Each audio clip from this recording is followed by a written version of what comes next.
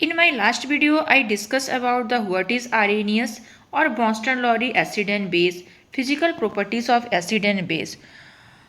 Now, today I will discuss about the classification of acid and base, chemical properties of acid and base, and lastly discuss role of acid in human body. Hello friends, my name is Monika. Welcome to my YouTube channel concept clear. तो चलिए आज का ये session शुरू करते हैं. Classification of acid. Generally acid are classified on the basis of their strength, concentration, origin and state. आइए एक एक करके हम लोग अब समझेंगे. सबसे पहले हम लोग देखेंगे based on strength. Base of strength के बेसिस पे एसिड को टू टाइप्स में कैटेगराइज किया गया है. First one is strong acid and second one is weak acid. Strong acid it's completely dissociated in water and forming H+ ion. यानी कि ऐसे एसिड जो वाटर में पूरी तरह से आयोनाइज्ड होके H+ आयन दे तो उसको हम लोग कहेंगे स्ट्रॉन्ग एसिड. हम लोग बोल सकते हैं कि इसका जो H+ डोनेट करने का कैपेसिटी है वो बहुत ज़्यादा होता है. ठीक है, pH वैल्यू इसका क्या होगा, कम होगा, क्योंकि हम लोग जानते हैं ना 7 से जो बिलो 7 वो क्या होता है, एसिडिक इन नेचर होता है. तो pH value is also small रहेगा. High capacity to donate H+ ion strong acid का, क्योंकि ये फुल्ली अगर 100% हम लोग कोई ले रहे हैं तो 100 के 100% आयोनाइज्ड होके वो क्या देगा, H+ आयन देगा. इसलिए ये स्ट्रॉन्ग एसिड है. ठीक है. अदर साइड हम लोग बात करें वीक एसिड की, तो weak acid it's partially dissociated in water and forming H+ ion. अगर हम लोग 100% की बात करें तो ये 5 या 10% क्या देगा, H+ आयन देगा. ठीक है. और ऐसे एसिड जो होते हैं बहुत ज़्यादा हार्मफुल नहीं होते हैं. स्ट्रॉन्ग एसिड बहुत ज़्यादा हार्मफुल होते हैं, वे हमारी स्किन को जला भी सकते हैं, लेकिन वीक एसिड हार्मफुल नहीं होते हैं. Weak acid is also eatable. For example citric acid जो कि सिट्रस फ्रूट्स में पाए जाते हैं. जितने भी खट्टे फल हैं उसमें सिट्रिक एसिड पाया जाता है. एसिटिक एसिड आपको पाया जाता है विनेगर में. टर्टरिक एसिड ये पाया जाता है इमली में, जो कि हम लोग खाते हैं और ये हार्मफुल नहीं होता है. ठीक है. तो ये हो गया वीक एसिड. नेक्स्ट स्लाइड में हम लोग देखते हैं बेस्ड ऑन कॉन्सेंट्रेशन. कॉन्सेंट्रेशन के बेसिस पे भी एसिड को टू टाइप में कैटेगराइज किया गया है. First one is concentrated acid, second one is diluted acid. तो कॉन्सेंट्रेटेड एसिड मतलब क्या, बोल सकते हैं कि ये एसिड का प्योर फॉर्म है, प्योर फॉर्म ऑफ एसिड, क्योंकि greater concentration of H+ ion. ठीक है. लार्ज अमाउंट ऑफ एसिड रहेगा इसमें. Large amount of acid is dissolve in the least amount of water. यानी कि अगर वाटर का परसेंटेज हम लोग देखें तो 5% अगर वाटर रहा तो 95% क्या रहेगा, एसिड रहेगा. उसको हम लोग कॉन्सेंट्रेटेड एसिड बोलेंगे. और डाइल्यूट एसिड किसको बोलेंगे, जिसमें लिस्ट अमाउंट ऑफ एसिड यानी कि 5% रहेगा आपका एसिड और लार्ज अमाउंट में रहेगा वाटर. ठीक है. बोल सकते हैं कि सॉल्वेंट इसमें रहेगा वाटर और सॉल्यूट में रहेगा एसिड. इस तरह से भी हम लोग समझ सकते हैं. आप लोग लेबोरेटरीज में देखे होंगे लिखे रहता है कि ये कॉन्क HCl या फिर डाइल्यूट HCl या H2SO4 इस तरह से लिखे रहता है. इसका मतलब क्या है, कॉन्सेंट्रेटेड का मतलब क्या है कि ये एसिड जो है ये फुल फॉर्म में, इसमें जो एसिड का जो अमाउंट है वो बहुत ज़्यादा है वाटर के अमाउंट के कंपैरिजन में. ठीक है. और डाइल्यूट में क्या होता है कि वाटर का अमाउंट ज़्यादा होता है as compare acid. Okay. Next हम लोग देखते हैं बेस्ड ऑन ऑरिजिन, यानी कि सोर्सेस क्या है एसिड का. तो ऑर्गेनिक और इनऑर्गेनिक. ऑर्गेनिक बोले तो natural sources, acid present in plants, animal, tissues, यानी कि लिविंग ऑर्गेनिज्म से हम लोग को जो एसिड मिलता है फाउंड इन लिविंग ऑर्गेनिज्म, उसको हम लोग बोलेंगे ऑर्गेनिक एसिड. और ऑर्गेनिक एसिड जो होता है, organic acid basically weak acid ही होता है. जितने भी all weak acid are also called organic acid. ठीक है. उसी तरह से इनऑर्गेनिक की बात करें तो acid found in rocks and minerals and also laboratories में भी बनाए जाते हैं. तो ये जितने भी स्ट्रॉन्ग एसिड होते हैं वे क्या होते हैं, इनऑर्गेनिक एसिड. ठीक है. Strong acid, inorganic acid, weak acid, organic acid. ठीक है. लेकिन जहाँ केमिस्ट्री है वहाँ तो एक्सेप्शन रहेगा ही. तो एक्सेप्शन क्या है यहाँ पे, एक्सेप्शन ये है कार्बोनिक एसिड, यानी कि H2CO3। This is mineral. Inorganic acid को दूसरे शब्दों में मिनरल एसिड भी बोलेंगे हम लोग, क्योंकि ये कहाँ से मिल रहा है, मिनरल्स एंड रॉक से। तो carbonic acid is A inorganic acid but it is not a strong acid. ये इनऑर्गेनिक एसिड होने के बावजूद भी ये क्या होता है, वीक एसिड होता है। क्यों? क्योंकि ये इसको अगर वाटर में डिसॉल्व किया जाए तो ये 100% क्या होगा, H+ आयन नहीं देंगे, ये आयन के साथ साथ क्या देंगे, मॉलिक्यूल्स ही देंगे। अगर ये क्वेश्चन ये भी बनता है क्या वीक एसिड 100% आयंस देते हैं, नो, ये आयंस के साथ क्या देंगे, मॉलिक्यूल्स, आयन और मॉलिक्यूल दोनों देते हैं। लेकिन जो इनऑर्गेनिक है, स्ट्रॉन्ग एसिड है, वे पूरी तरह से आयोनाइज्ड होके H+ ही देते हैं 100%। ये ओनली क्या देंगे, आयंस देंगे, ना कि मॉलिक्यूल्स। ठीक है, क्लियर। लास्ट हम लोग देखते हैं बेस्ड ऑन स्टेट। स्टेट के बेसिस पे सॉलिड, लिक्विड एंड गैस। ठीक है, तो अगर सॉलिड की हम लोग बात करें तो most solid state acid are organic. Organic acid ही क्या होता है, मोस्टली सॉलिड होता है। For example oxalic acid, tartaric acid, citric acid and malic acid. Liquid की बात करें तो common aqueous acid include hydrochloric, also called HCl, acetic acid, CH3COOH, sulphuric acid, H2SO4। ये सब क्या है, ये सारे के सारे example of liquid acid. Okay, अगर गैसेस एसिड की बात करें तो CO2, H2S, HF, CSO3। तो ये सारे क्या हो गया, ये सारे गैसियस एसिड के एग्जाम्पल हो गए। बहुत ही सिंपल था क्लासिफिकेशन ऑफ एसिड। और एक बार रिवीजन में करा देती हूँ। स्ट्रेंथ के बेसिस पे strong acid and weak acid. Strong acid किसको बोलेंगे, जो 100% H+ आयन दे आयोनाइज्ड होके, और वीक एसिड जो पार्शियली डिसोसिएटेड इन वाटर, उसमें 100% H+ आयन नहीं देगा, 5% देगा और बाकी मॉलिक्यूल्स में कन्वर्ट होगा। ओके, बात करें कॉन्सेंट्रेशन की तो concentrated acid and dilute acid. Concentrated acid को हम लोग सिंपली बोल सकते हैं कि pure form of acid. Dilute acid में क्या रहेगा, वाटर का मात्रा ज़्यादा रहेगा as comparison to acid. Okay, origin की बात करें तो organic acid, inorganic acid, inorganic acid also called mineral acid, it also called strong acid. Organic acid को हम लोग क्या बोलेंगे, it's also called weak acid. Okay, क्यों, और ये कहाँ से मिलता है, found in living things just like plants, animal tissues. और इनऑर्गेनिक एसिड रॉक्स, मिनरल्स और लेबोरेटरीज में भी बनते हैं। ओके, अगर हम लोग स्टेट की बात करें तो सॉलिड, लिक्विड, गैस। ठीक है, तो ये था आपका क्लासिफिकेशन ऑफ एसिड। आगे हम लोग देखेंगे classification of base. Classification of base.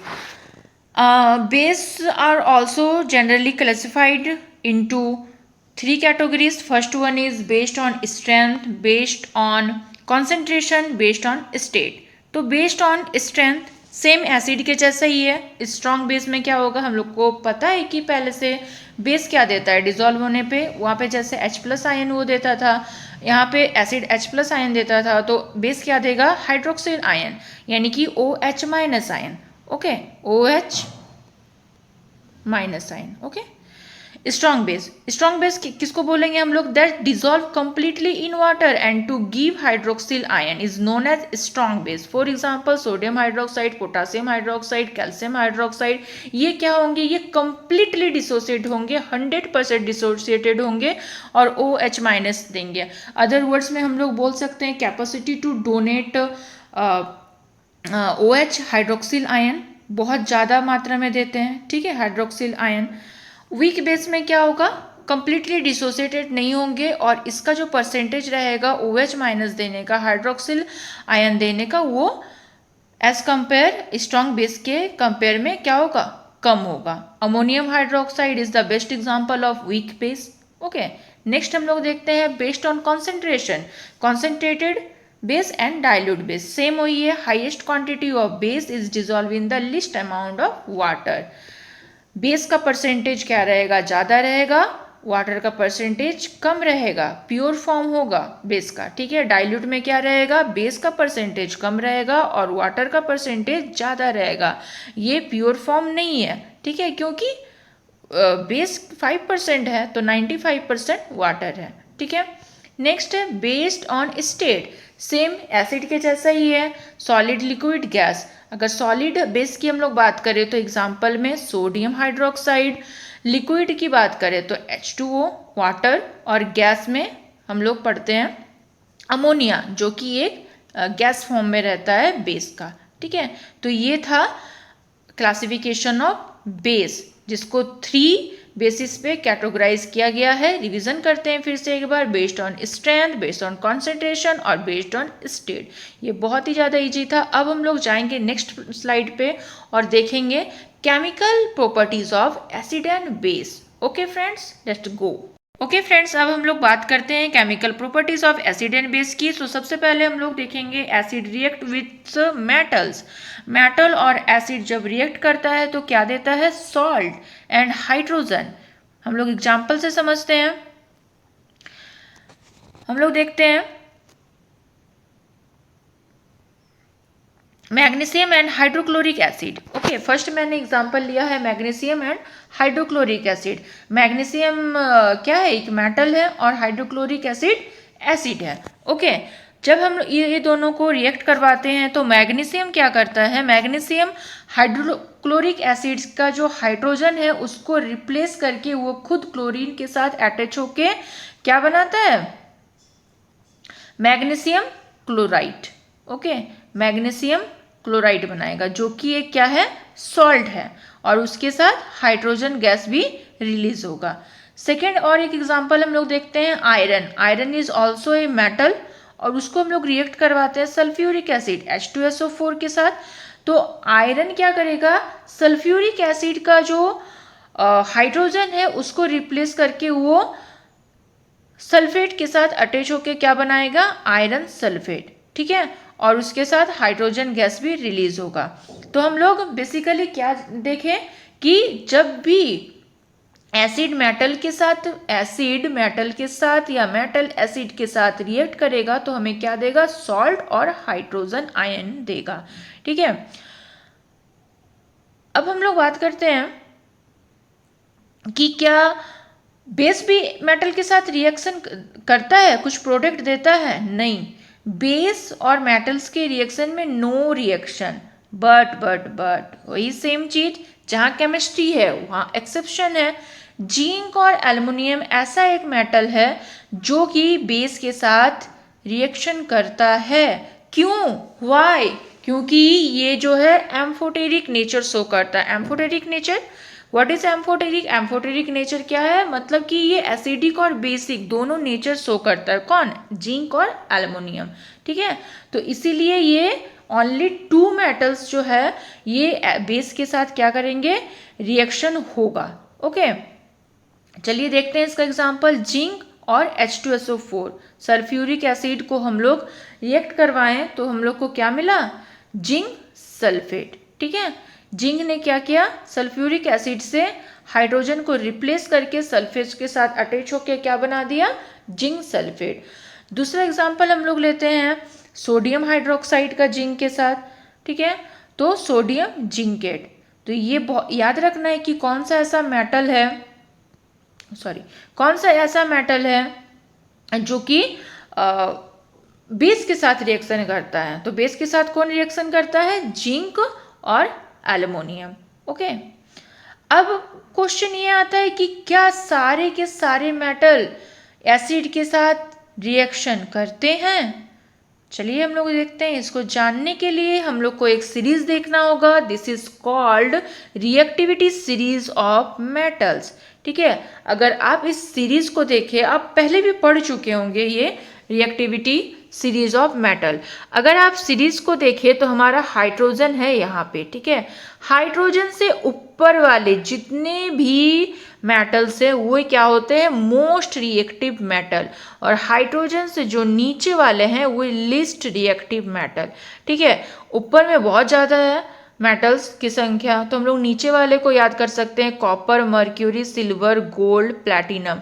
This metal are less reactive than hydrogen. Okay, hydrogen से कम है। और ऊपर वाला जो है वो मोर रिएक्टिव है। तो हाइड्रोजन के जो ऊपर वाले मेटल्स हैं वे जो है एसिड के साथ रिएक्ट करते हैं। अब हाइड्रोजन ही क्यों? क्योंकि हम लोग जानते हैं हाइड्रोजन क्या रिलीज करता है, H+ आयन रिलीज करता है, ठीक है, H+ आयन डोनेट करता है, ठीक है। तो इसीलिए हाइड्रोजन को लिया गया है यहाँ पे। तो हाइड्रोजन से ऊपर जितने भी है potassium, sodium, barium, calcium, magnesium, aluminium, zinc, iron, nickel, tin, lead, ये सब क्या है, ये सब मोस्ट रिएक्टिव मेटल है और ये रिएक्ट करते हैं एसिड के साथ। और जो लिस्ट रिएक्टिव मेटल है copper, mercury, silver, gold, platinum, ये रिएक्ट नहीं करते हैं। और एक चीज मैंने क्या बताया कि जिंक और एल्युमिनियम ऐसे दो मेटल हैं जो एसिड के साथ रिएक्ट करते हैं, साथ ही साथ बेस के साथ भी अपना रिएक्शन देते हैं। क्यों? Because they are amphoteric in nature, they are so amphoteric in nature, ठीक है। एसिडिक और बेसिक दोनों नेचर ही ये शो करते हैं। तो ये था हमारा acid react with metal and base react with metal. तो क्या देता है? सॉल्ट और हाइड्रोजन, ठीक है, ओके। अब बात आता है कि बेस मेटल के साथ क्यों नहीं रिएक्ट करता? क्योंकि बेस और मेटल्स दोनों की टेंडेंसी होती है इलेक्ट्रॉन डोनेट करने की। यहाँ पे आयन की बात नहीं हो रही है, इलेक्ट्रॉन की बात हो रही है, ठीक है। वहाँ पे H+ आयन और OH- आयन की बात हो रही थी, यहाँ पे आयन की बात नहीं हो रही है, यहाँ पे बात हो रही है इलेक्ट्रॉन की।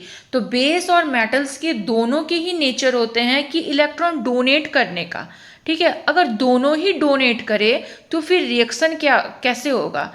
रिएक्शन तो तब होगा ना जब एक देगा और दूसरा लेगा और एक नया प्रोडक्ट बनाएगा। लेकिन यहाँ तो दोनों ही देने को तैयार हैं, तो फिर रिएक्शन कैसे होगा? इसलिए base do not react with metal, ठीक है, इसीलिए ये रिएक्शन नहीं होता है, ओके। अब हम लोग देख लेते हैं acid react with metal carbonates and metal hydrogen carbonates, जिसको मेटल बाइकार्बोनेट्स भी बोलेंगे। तो इसमें क्या होता है?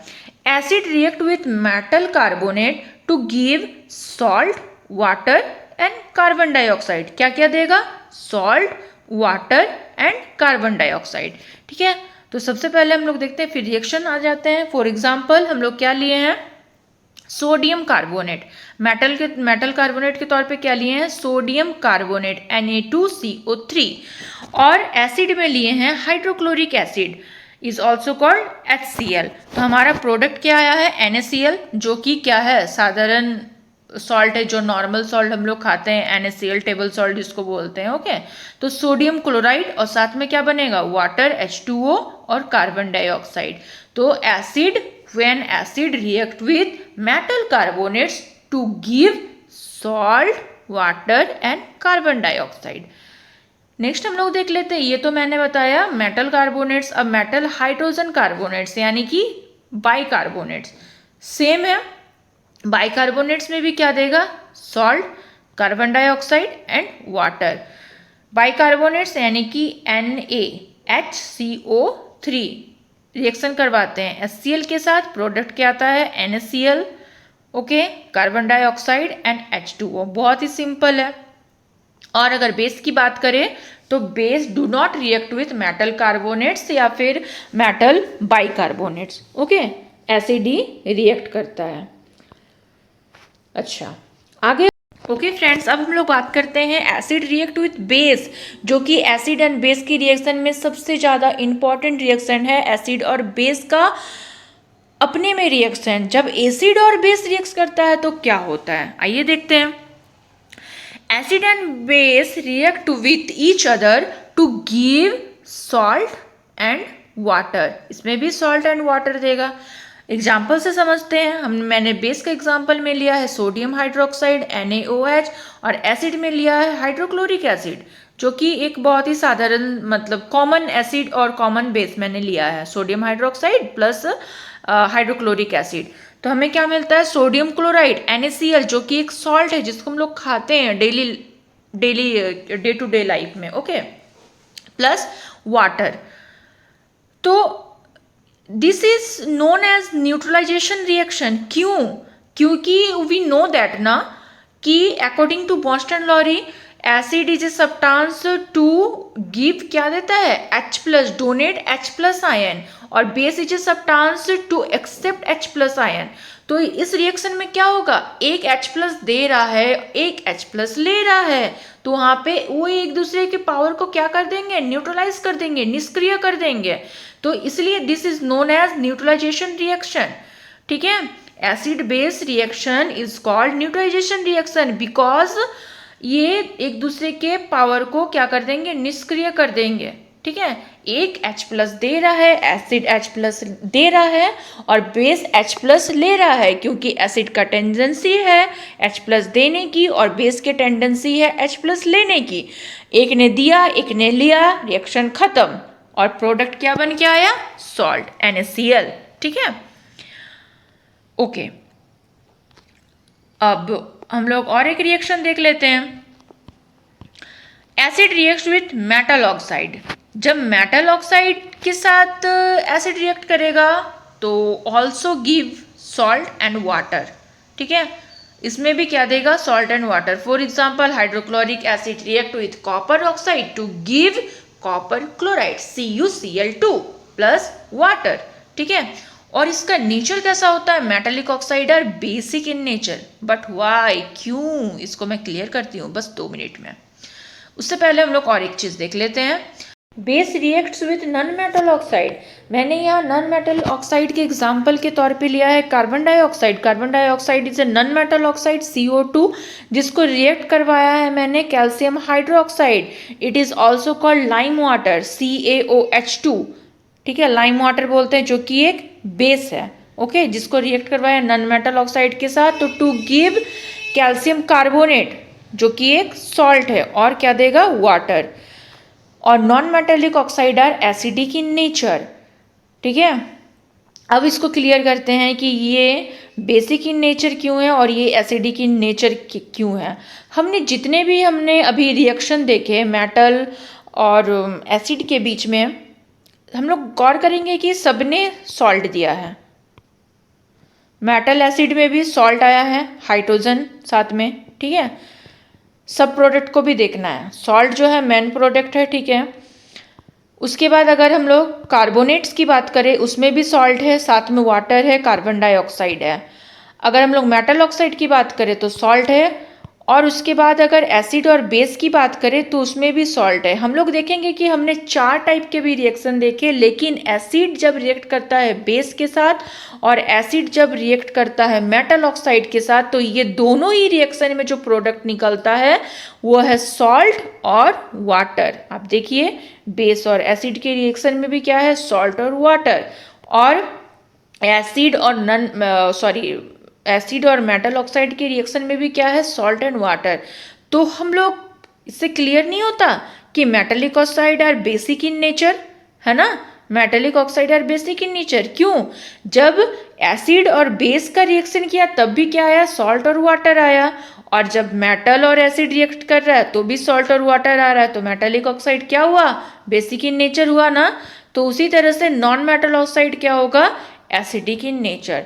तो ये था एसिड और बेस का क्या, केमिकल प्रॉपर्टीज, जिसमें ज़्यादातर जो है एसिड ही रिएक्ट करता है, एसिड का ही केमिकल प्रॉपर्टीज है, बेस का नहीं, क्योंकि बेस का टेंडेंसी है इलेक्ट्रॉन को डोनेट करना। ठीक है, और मेटल का टेंडेंसी भी है इलेक्ट्रॉन को डोनेट करना, जिस कारण बेस के साथ उतना ज़्यादा रिएक्शन नहीं है जितना कि एसिड के साथ रिएक्शन है।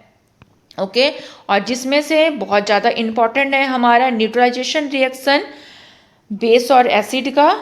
ठीक है, ये बहुत ज़्यादा इम्पॉर्टेंट है, तो इसको अच्छे से करना है।